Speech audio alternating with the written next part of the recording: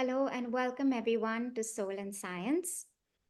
Today, our topic of our podcast is a topic that I really feel resonates with me, is something that I think about a lot. And the conversation we're having today is around power.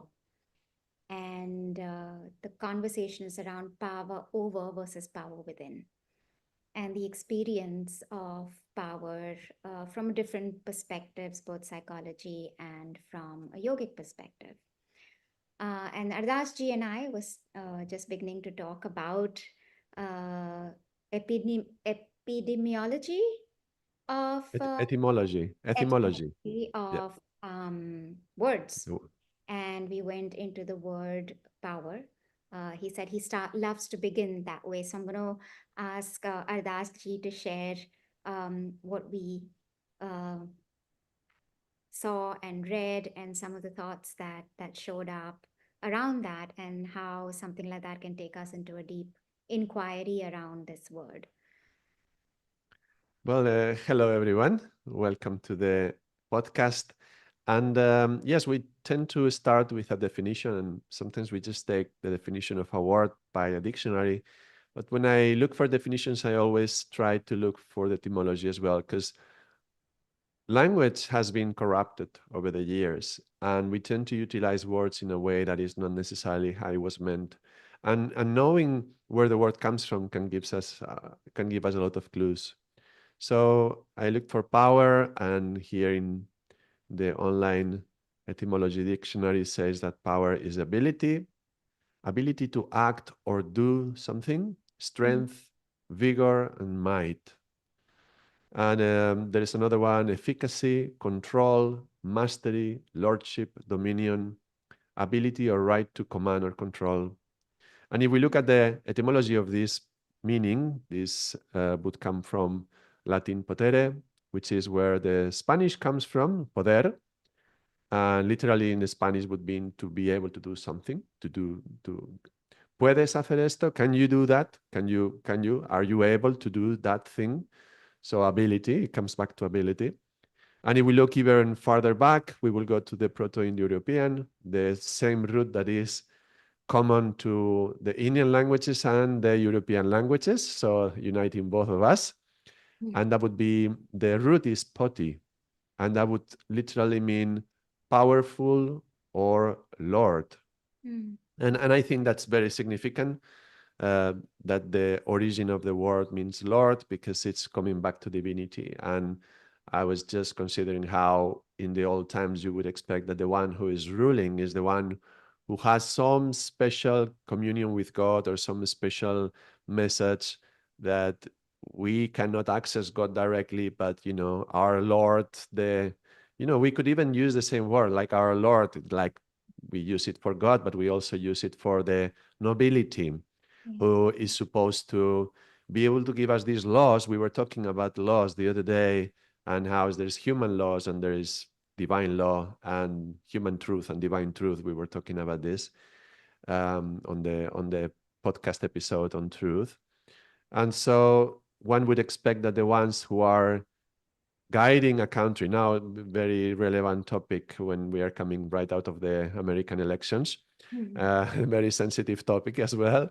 But you would hope that those who are in power are those who are closer to God, let's say closer to having some divine understanding. Now, of course, that was the olden times. That has changed a lot nowadays. But it's interesting that's where the etymology of the word takes us, to something divine, already something spiritual. Yeah. And that's such I almost noticed like a shift in me when you said there's something divine, that in some ways our understanding of power has moved so far away from its original intent of what it meant. Like you said, sometimes its original intent is lost. Um, and when you bring it back to divinity, and you think of power in that sense that it is something divine, and it's closer to divinity, that changes the way you're experiencing power. Because Otherwise, if we look at power, and I looked at the dictionary definition and what Mm. psychology looks at as power, the dictionary definition is the ability or capacity to do something or act in a particular way. So it relates a lot more to an inner experience, an inner volition, an inner agency. And most of us, I think, when we look at the power word power, it comes today with a lot more connotations. Yeah, I mean, if you take it in the with the inner concept, Yeah. you could say that your ability to do something that's God given. You know, for those who believe in God, they will say, well, you know, my gifts, my higher attributes, those things which I have been born, you know, with these capacities to do something, these natural gifts in me, they are given by God. No? So that there would be a connection to something divine. And that would also connect in the way that, well, who am I to say what I can and what I cannot do? You know, if you know, there's this argument Mm, that if God didn't want this to happen, it wouldn't happen. mm, So if it's happening, is because God wants it. And mm. then we come back to the concept of free will. Then, okay, so does that mean that everything is written down and everything is God's will, and then we don't have any will, or do we actually have some will? So we are coming back to this concept of free will that we were talking a few episodes back. Absolutely. On fate and destiny and free will and choice, which brings it Yes, back that's to right. that, Yeah. the two components of choice and truth. Right. And it's interesting because it's something that's been like sitting with me going deeper, especially from the perspective of psychology. When I was looking at it, that psychology looks at it as a neutral tool that you can use for good or not good. For Power, you, you mean? yeah, it looks Right. at it as a neutral tool. Right. Interestingly, Right. right? And then, of course, we've got all these connotations over time. And then it took me into how we use power. And you were talking about that earlier before we came on about influence, and that we can use it to influence, or power can also be used as coercion. And we were talking about the definitions of that. And influence is the ability to encourage. And the word encourage is very interesting to me because encourage is to put courage into someone. You're not And taking, and yeah, and the word courage comes from cor, which is heart. art. Yeah, yeah. And so you're essentially saying the ability to, if I were to use it to get someone to operate from their heart, to follow their heart, sort of, right?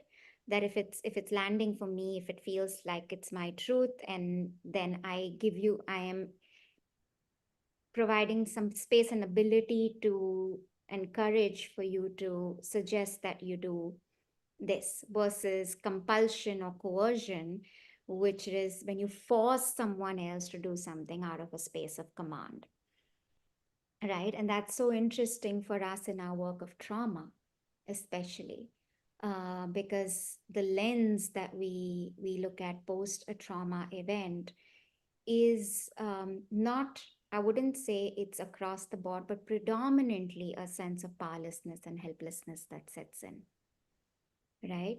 And then that becomes the nature of the narrative, the psyche, the way I operate and show up in this world, whether the my ability to influence my life or anything else is narrowed down, affected, and I wouldn't say it's taken away because it always exists, but I feel like I've given that away, or I feel that that Yes. was taken away from me, No, or it's more like we give it away. Yes, we yeah. allow it to. We if it's taken away, is we allow it to be taken away from us in some way.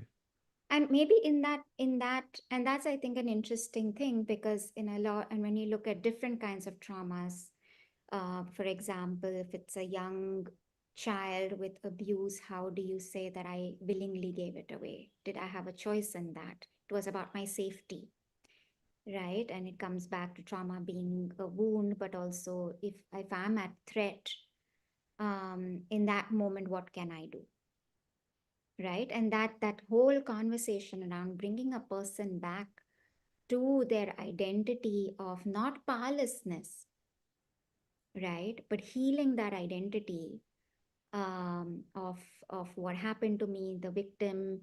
I've been in that powerlessness that sets in with those identities, um, to bring it back to say that you still have the ability to influence change, which is what philosophy and a lot of things define power as, is that you still have the inherent ability to create change.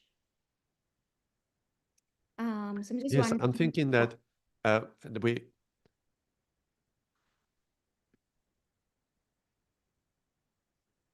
I mean, how much do we really control, right? Because if we are talking about my ability to bring some sort of change, is in a way an attempt to control things around me, the environment, or what is happening to me, or what is happening around me.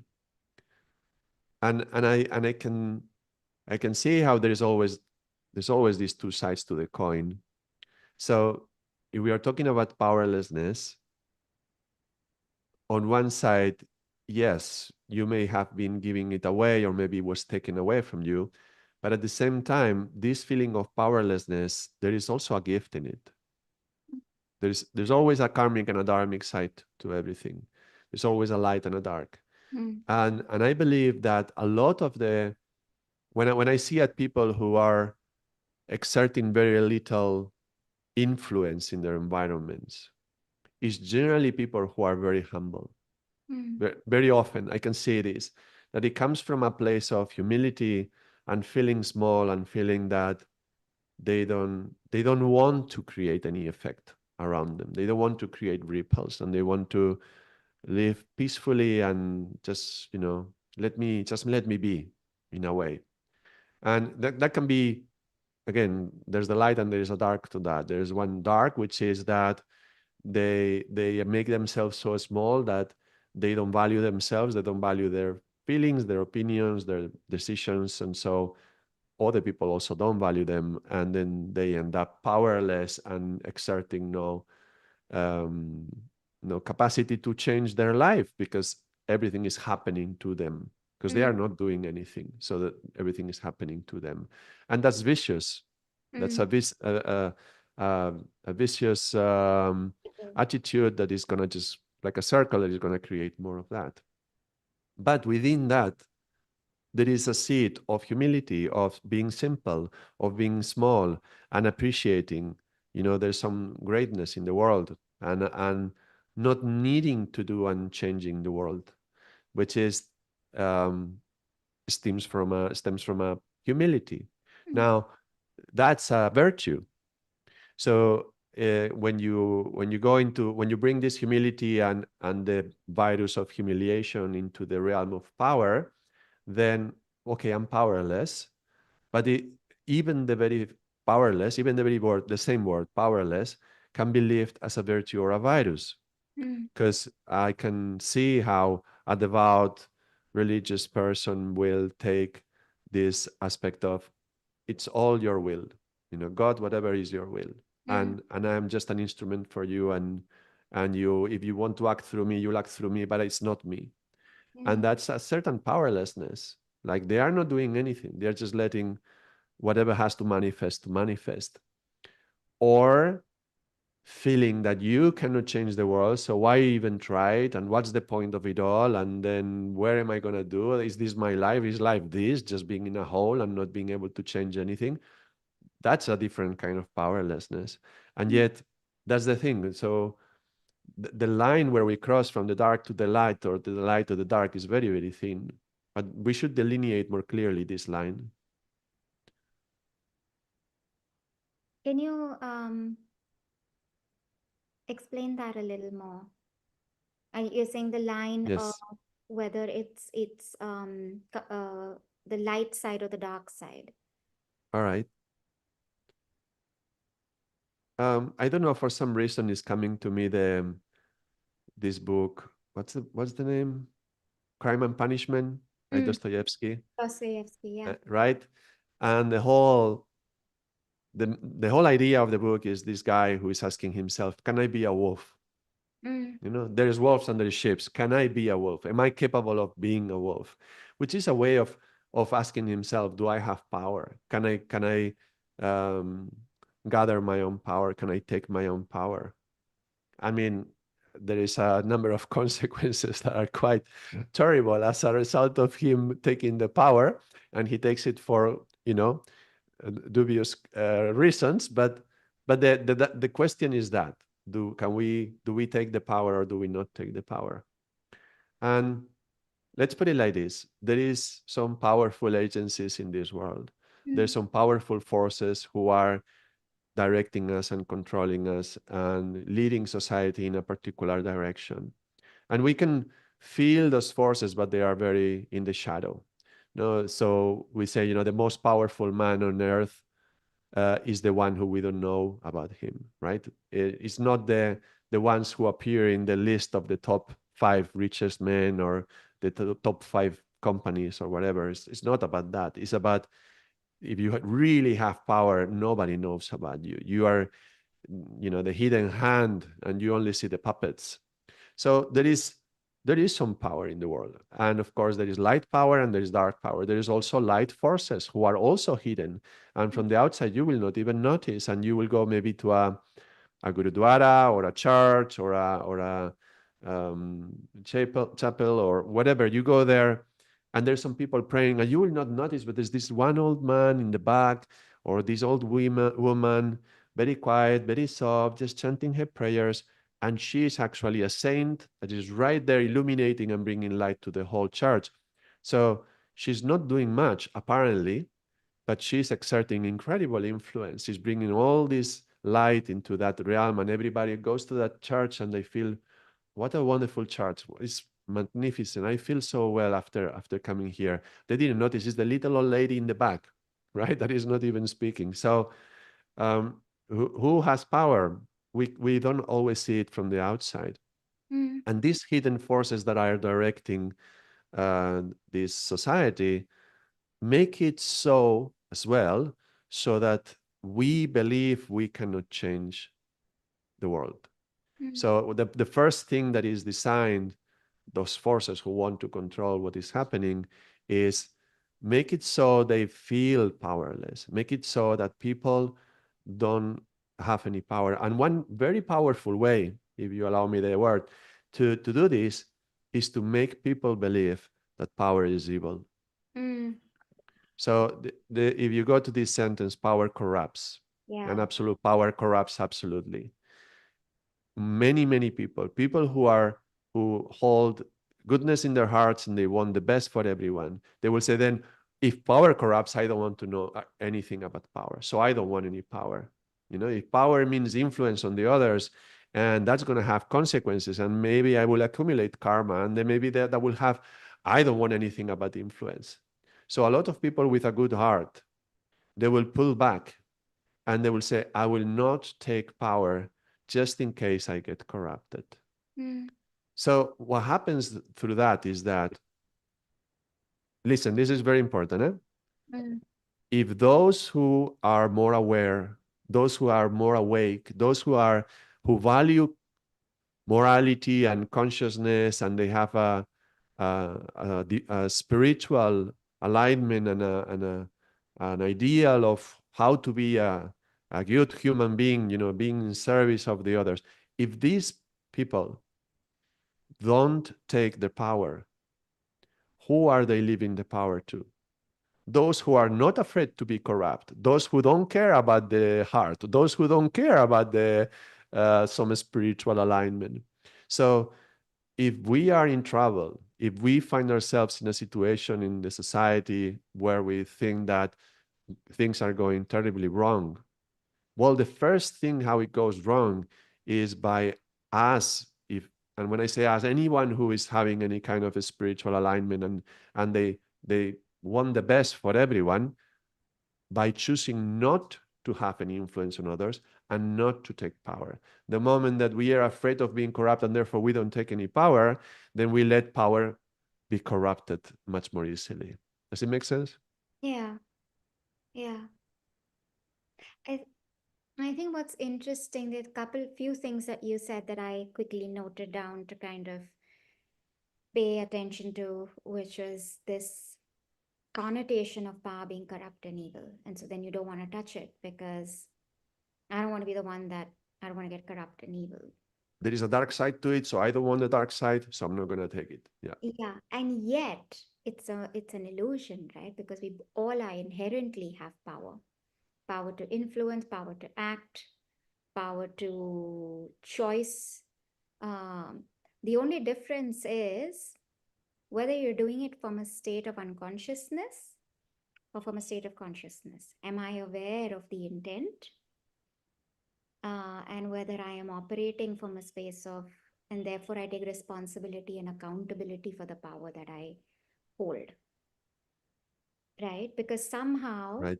feel that that has gone so far from looking at power as an individual within to somebody is in a position and power, they have power, I don't. So I don't therefore then have the power to say yes or the power to say no. I don't have the power of choice. I don't have the power of, and I'm not going into free will and things because we've talked about it in the past. But then we're looking at it only in the perspective of, okay, if that position of power is saying, then I submit and surrender and I do. And in that, I become choiceless and powerless, and then there is a part in you that gets frustrated and angry, right? Right. Because that is a part that's actually telling you like, hey, you're actually not powerless, you do have an opinion, you do have you know a experience around this. You may not agree with this, and that's something that your power within you is telling you to either voice or establish a boundary, or and that we're moving, we've sort of blinded or blocked ourselves from the ability to listen to that power within, Yeah. that I have the ability to influence at least my own yeses and nos, my own choices, my own ability to sit with um my truth, right? Which my own thing is actually telling me from inside, this is not working for me, I don't like this, or this person is coming into, I don't agree, right? But when I start believing I'm powerless and they are powerful, I'm living in actually this illusion that I have no voice and say and an opportunity to influence at least my own choices and my truth. And I think that's something that really stayed with me or brought up for me when you were saying that about um, people when they don't want to take power. But the truth is that we all do have power, and we're influencing in every moment. We're using that power, whether it's the power of speech, the power of thought, right? The power of Yeah. act. It is power. You're influencing it. The only difference is whether you're doing it from a space of awareness and consciousness, or whether I'm doing it from conditioning and automatic patterns. Um, and that, Yeah. Even when we allow ourselves to fall into a pattern, a karmic pattern, an addiction, or something that we want to remove from our life because it's damaging, it's toxic, and it's not helping, but then we allow ourselves to go back to that again, that's mm, also a power. We chose to allow ourselves to go back to that pattern again. yeah.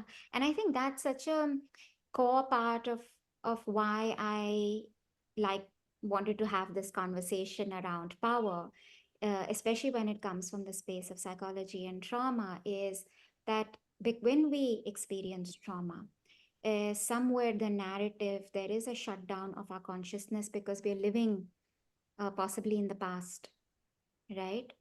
It's affected my body and my ability to be in the present, to fully therefore be present in the moment and make conscious choice. Therefore I'm living from this space of I'm not safe, there's danger, there's threat, and then my brain gets wired to see that in a certain way to keep me safe.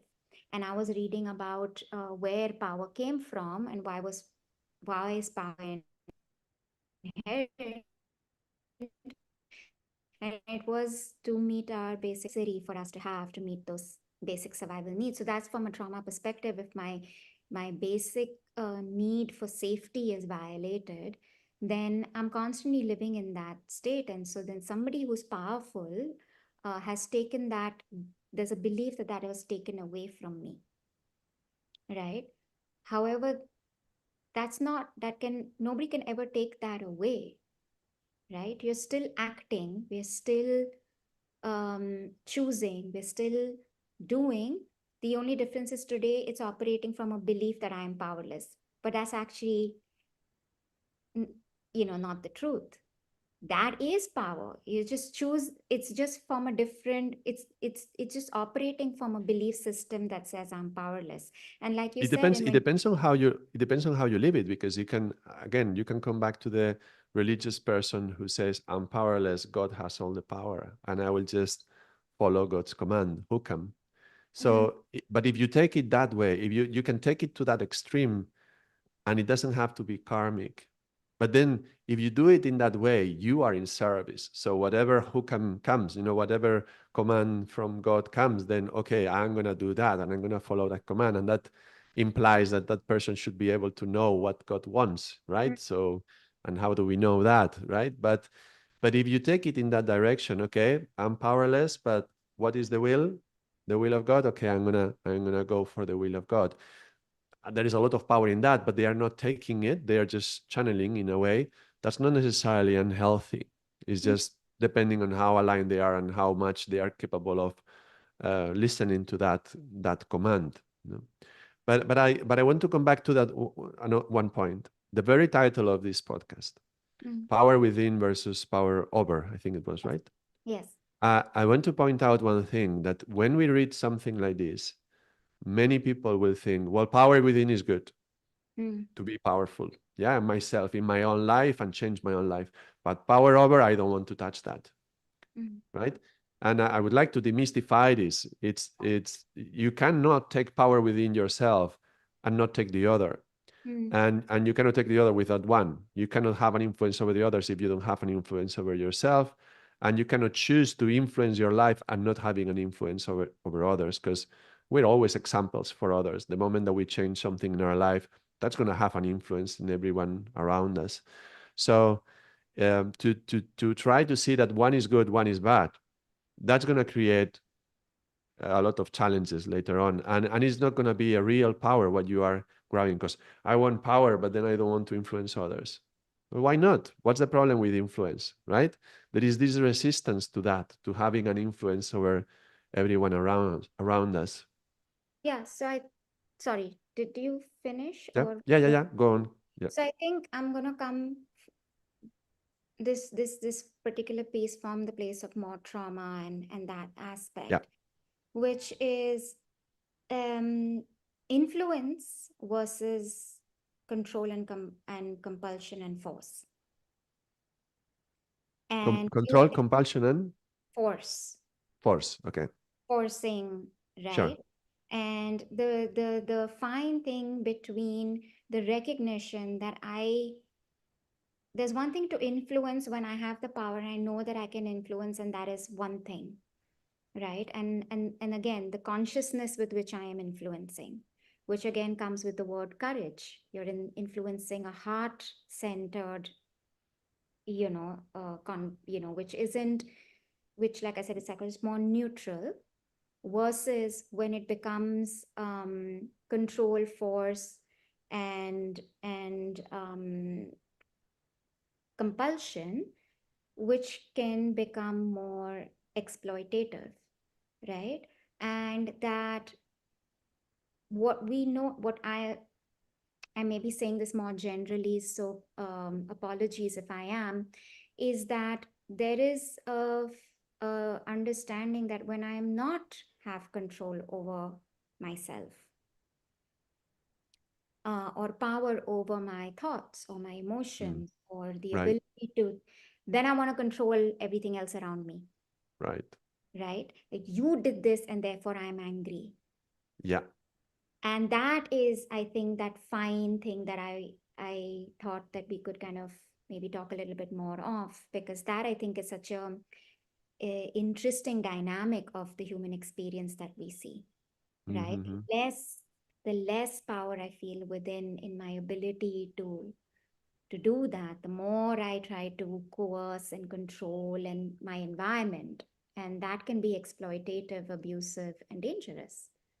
Yes, yes, absolutely. Yeah, you can see that a lot in self-centered people and narcissists who will try to make you believe that, it's your problem, it's your issue. If you're around them, and they will tell you what, if something is happening to them, they will tell you that it's about you. It's about you who is in the wrong, and you have to change that. And somebody who is humble, they will, well, oh, is it me really? Maybe it is. Should I?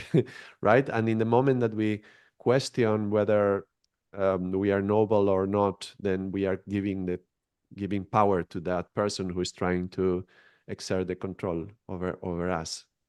So yes, I think we should focus it in both directions. We should focus it from the perspective of somebody who has been through trauma, and I know that's your main experience, and that's why you go into that field, because that's your expertise.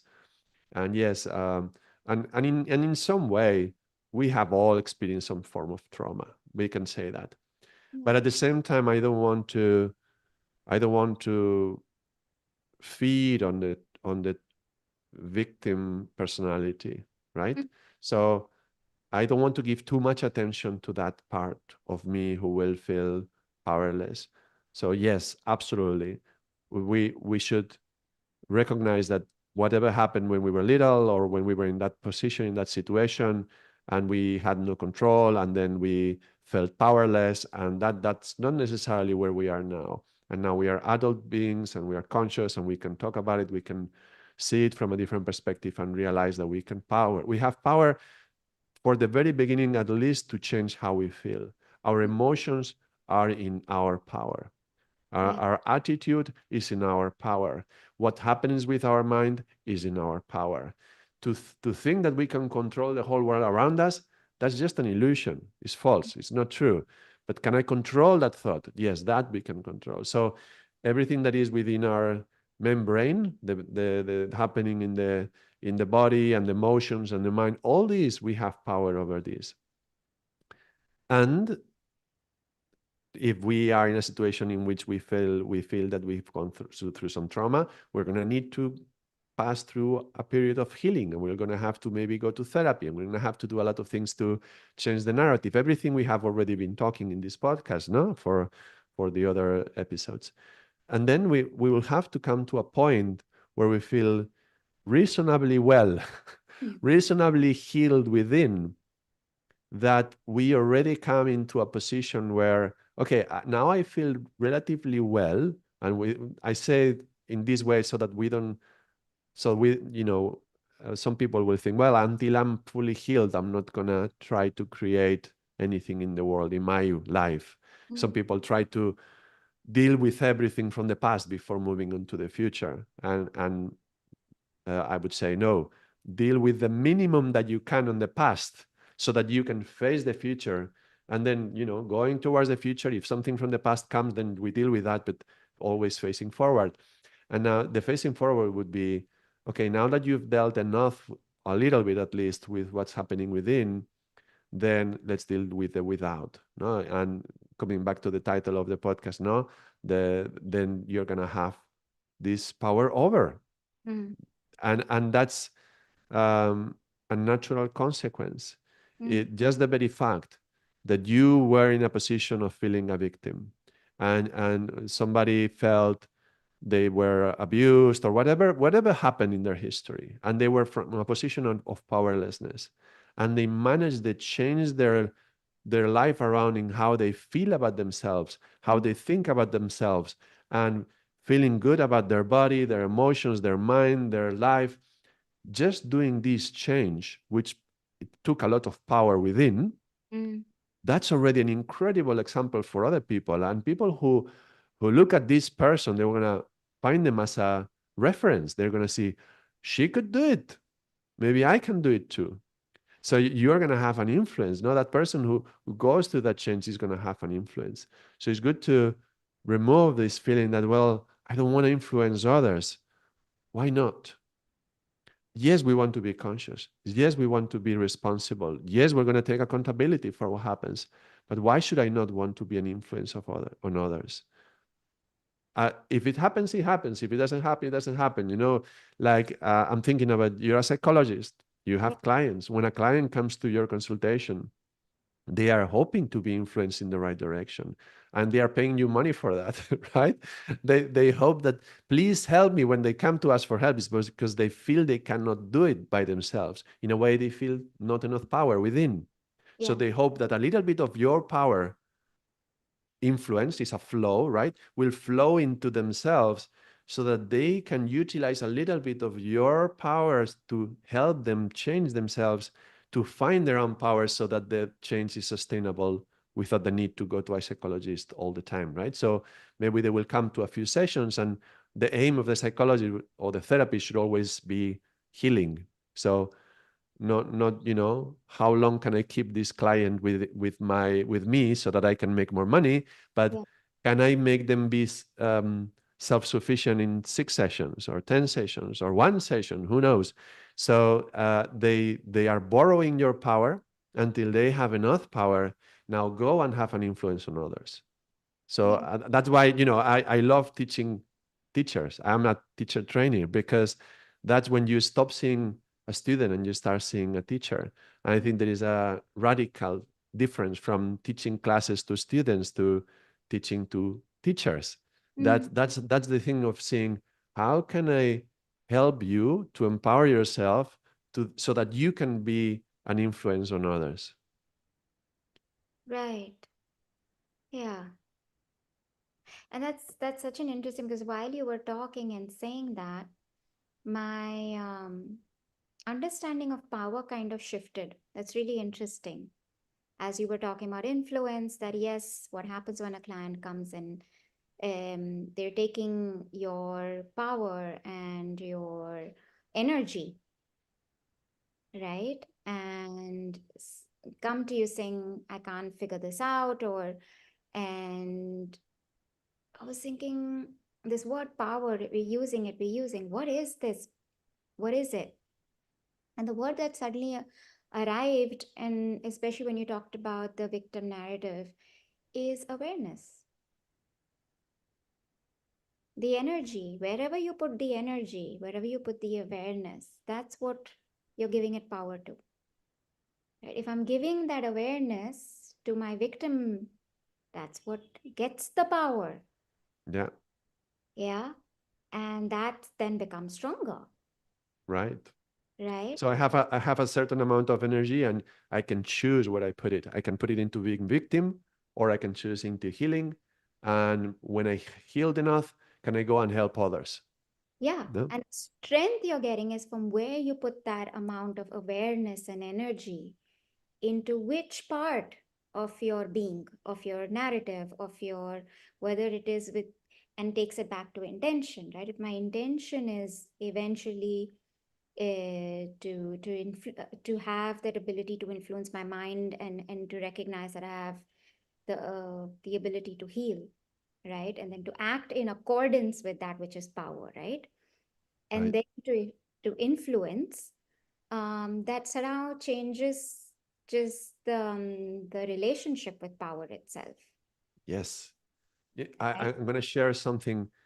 One of the most one of the most powerful things that I've seen helping people do this change in consultations, Mm, from somebody who has been a victim and they feel like a victim, to somebody who feels empowered to do changes. We mentioned a few episodes back where we were talking about forgiveness and mm, how you have to recognize, accept, and agree. And the agreement sometimes is really difficult, because how can I agree that that happened? And if I could go back in my life, I would take it off. I would not go again through all that. How can I agree to that? Well, one of the key things that I've observed that helps a lot of people to do that transition is to see everything that happened, because anyway, you cannot change it. That happened already. But you can choose, that's your power, to change how you see it and see that as a training. What? Yeah, as a training.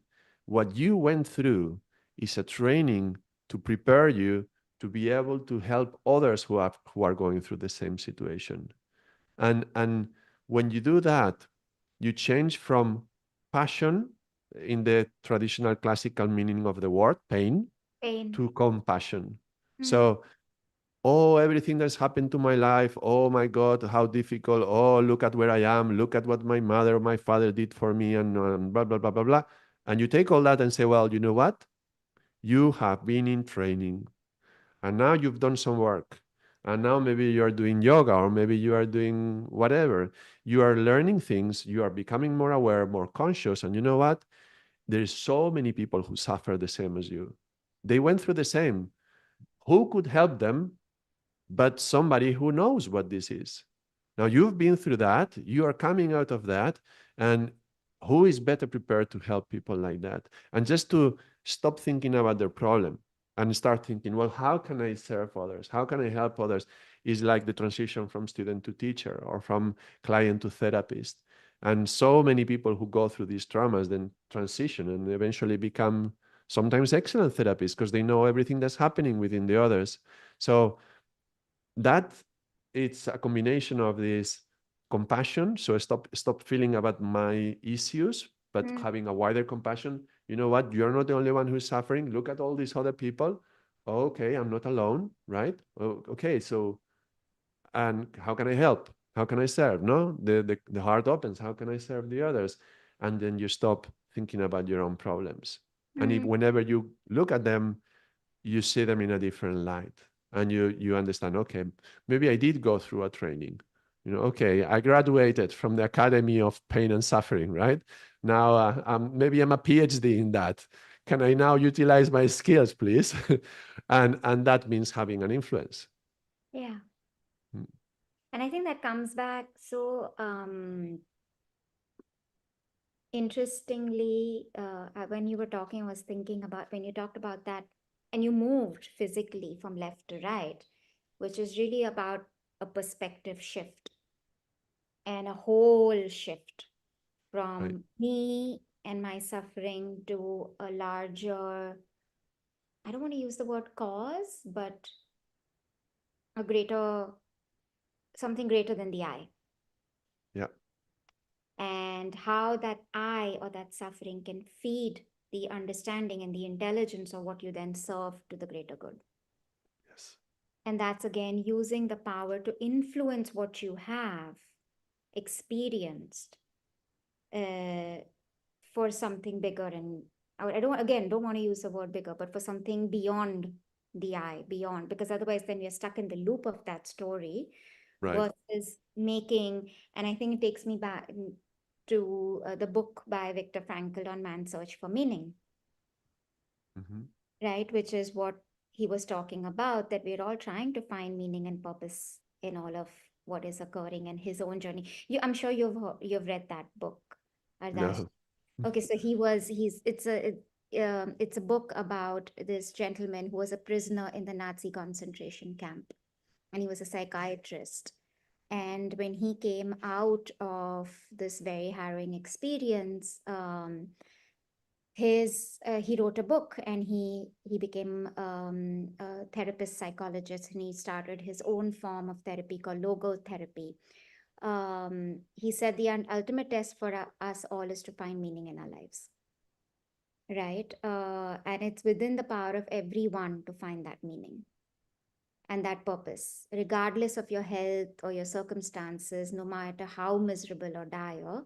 Everyone has the power to find that calling or that influence that you can have greater than the I.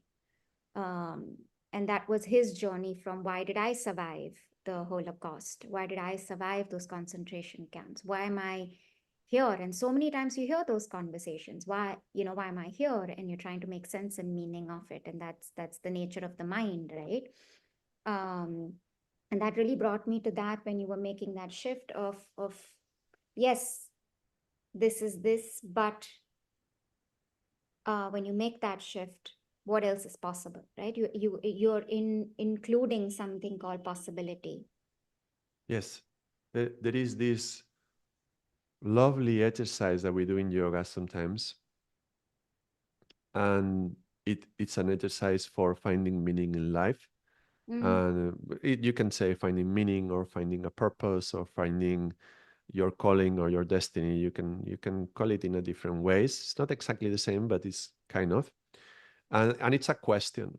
And the question that we give them is, on the day that you're going to die, on mm, your deathbed, what has to have happened? What should you have done so that you can live in peace? mm, Okay.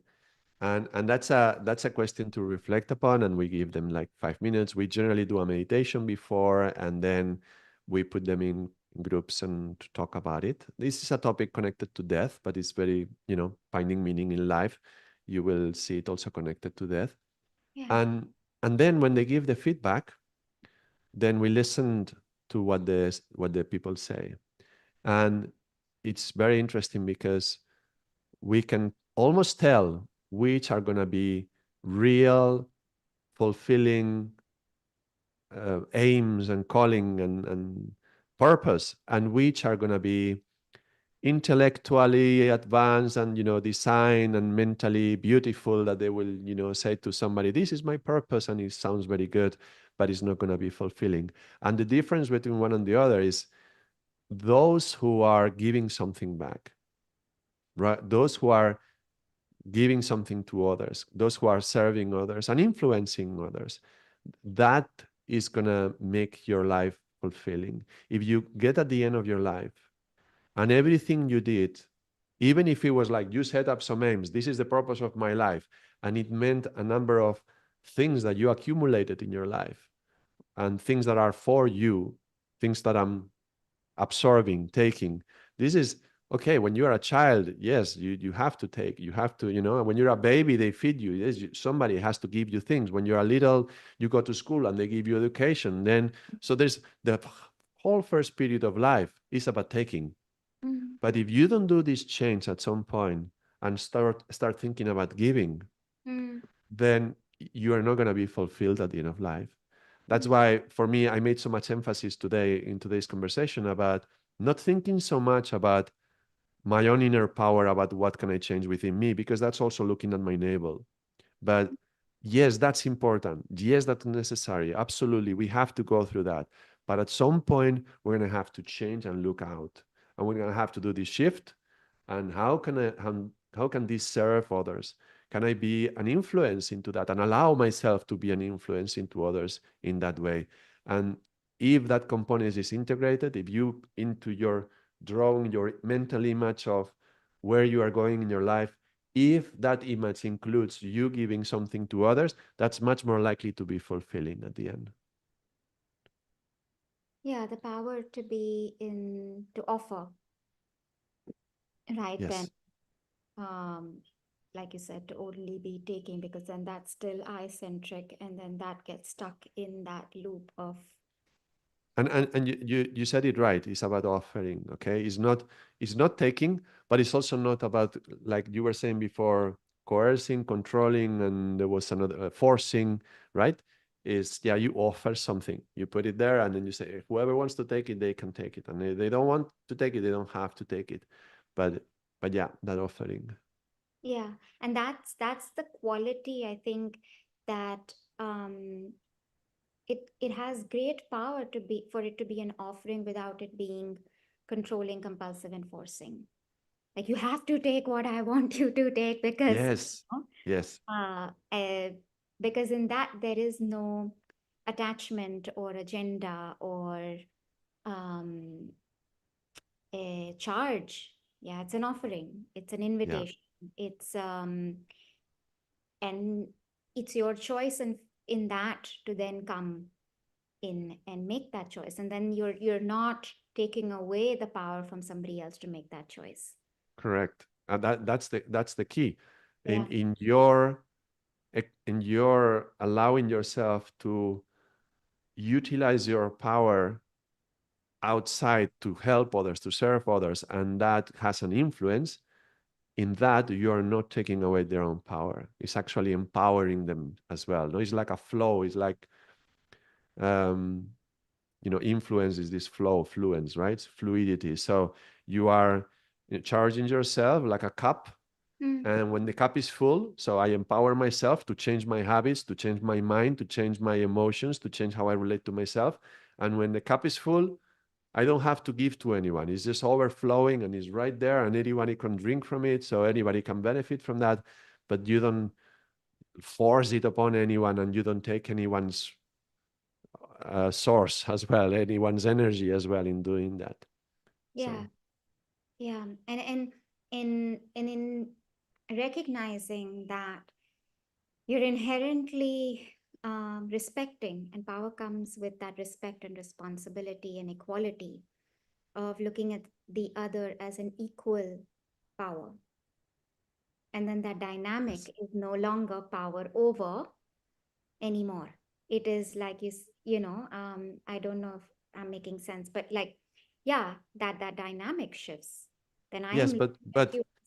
but should, don't, I mean, at the same time recognize there is a difference in power until that happens.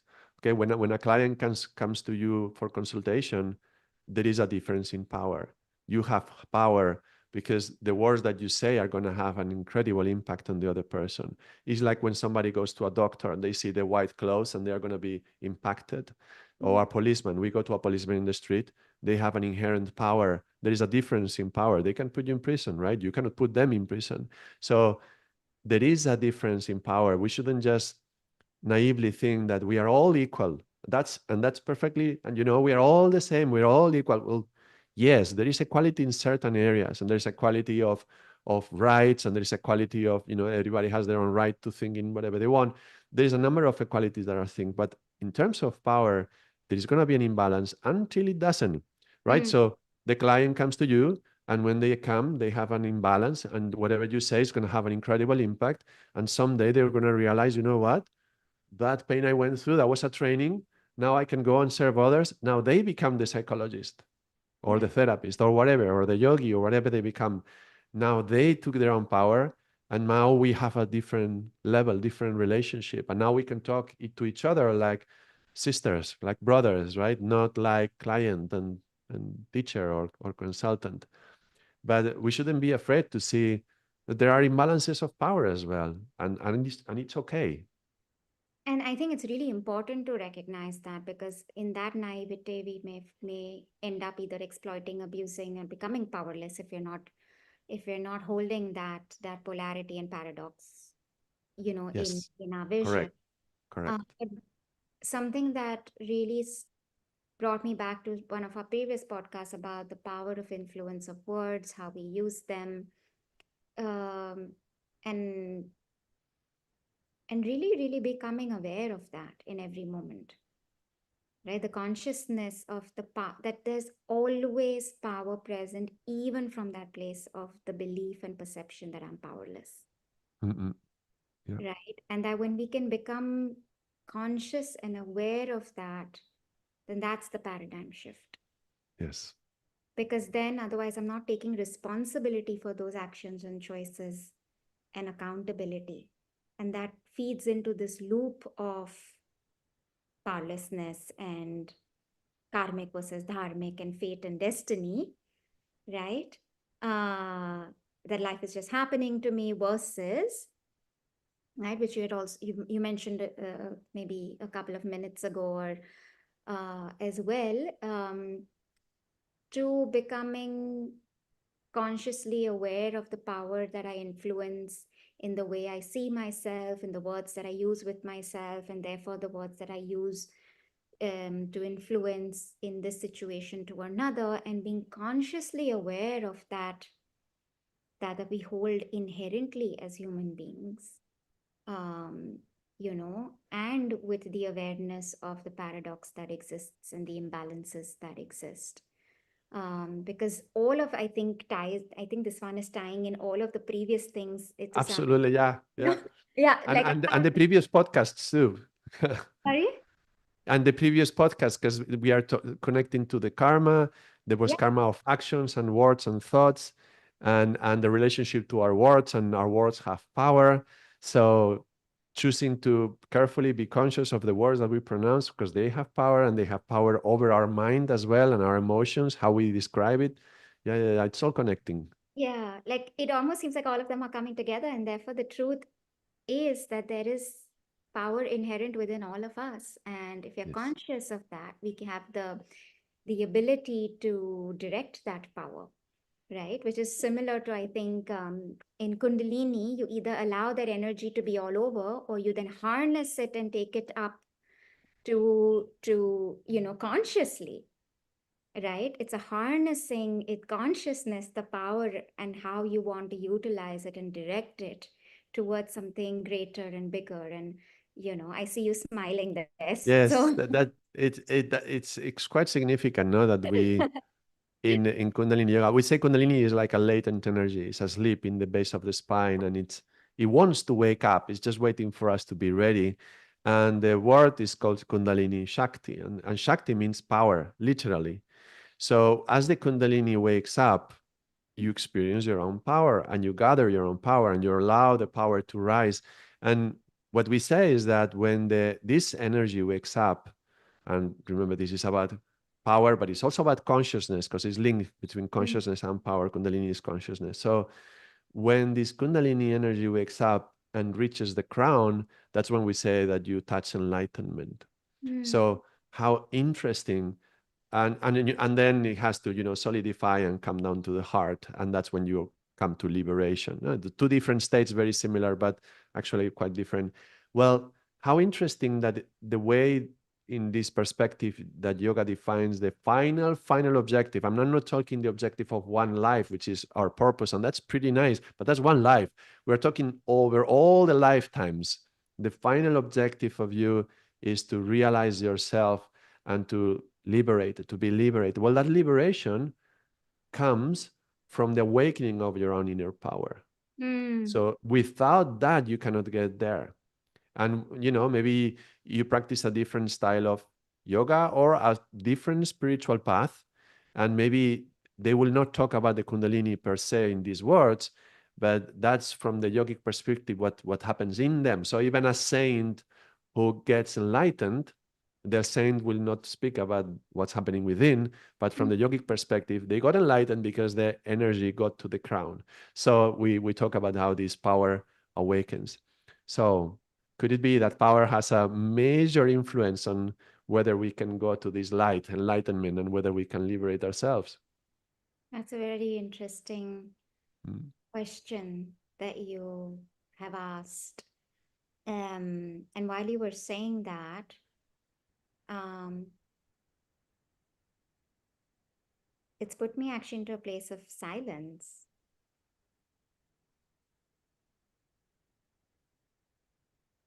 Right. We say that this energy rises for the central through the central channel, which is called shushumna, Mm. and it makes the sound of shh, like silence, shh. So it's significant. Is significant, because something that really sat like literally for me in that moment is this power, which they say is Shiva, right? Shakti is, and when the Shakti rises in consciousness and you awaken to your power and you're conscious of your power and your ability to create from that space. And that creative power is all creation, right? Yes, so we say Shakti is the power, Mm. and Shiva is Consciousness, right? the this primary intelligence. We can call it God if you wish. So our own inner Shakti merges with Shiva. Mm. So there is drawings in, or sculptures with carvings of Shiva and Shakti making love. Mm.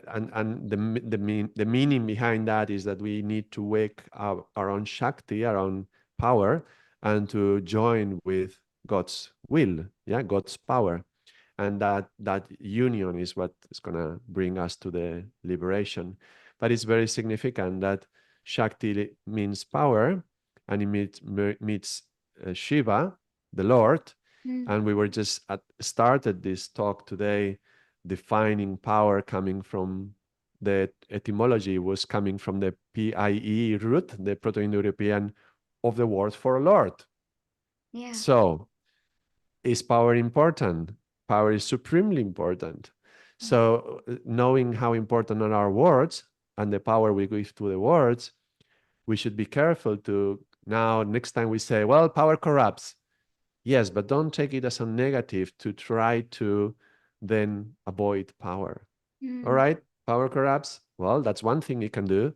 Then let's be conscious and aware, not afraid, but conscious and aware and careful maybe that we don't go that path, but not out of fear of being corrupt. I'm going to stop taking my power. Because then who is going to take the power? Those who are not afraid of being corrupt. There Yeah. should be more yogis politicians and more yogis bankers and more, Yes, I agree. but the thing is, you start doing yoga and you just want to meditate and you want to, have a more peaceful life and calm life. But, if anybody has the calling, they should go into politics. They should go into the positions of power in the government and, yeah, take influence, make the right influence in the world. Definitely. Yeah. Hmm. Yeah. And psychologists, lots of psychologists. Yes. Yes. And I think while you're saying that, I'm gonna just land this with a closing thought, and of course, if you have more thoughts after, is, and I'm gonna say this while it sounds more spiritual. I think psychology is the study of the soul, right? That's where we began in our first podcast. Is that when we don't exercise the power because of the fear of corruption, then are we fully exercising the reason we were born? Our influence on the world as a soul and the expression of who we are in this life and why we came here and, to share gifts and, you know, um, then are we doing that? And I'm wondering if that's just a thought and a question to really leave here in this space. Excellent. Let's leave them with this question. And also, if they want to do the exercise about the deathbed, being on the deathbed, I encourage anyone to do it. And if you want to, share it with us, whatever you come up with, just feel free to write it down in the comments on the videos or write us an email. Can you tell us, Satseva, again? Tell us where can they contact us? Can send it to us at admin@safe-space.in. We would be really happy to um, hear from you, have you interact with us, and share with us what your thoughts are. But before we close, may I ask Ardaas ji to reshare what that exercise was? Yes, you ask yourself on the day of my death. So when I'm on my deathbed before I go, what will have had to happen? What should I do in my life? What do I need to accomplish in my life that I can go in peace? Mm, That's the question. And reflect upon that. And then when you finish reflecting upon that, ask yourself if that answer is aligned with giving something back to the world or mm, is just a selfish thing about something new. I will not leave this planet in peace until I am, the boss of my own company. Well, that's about you and your company, but what are you giving back or what are you offering? Well, then I have an incredible company with 400 families being sustained from the work that we do. Okay, that's something else you're giving to the families, right? But just the focus that you give to the answer is going to tell you whether that's something that it can be fulfilling or not when you the day that we reach that deathbed, because someday will come. So mm, to be ready to be able to go in peace. mm. Thank you so much for that very profound question that allows us to look back at our life and look at where we are and where we want, give more meaning and direction to the lives that we have and the time that we have.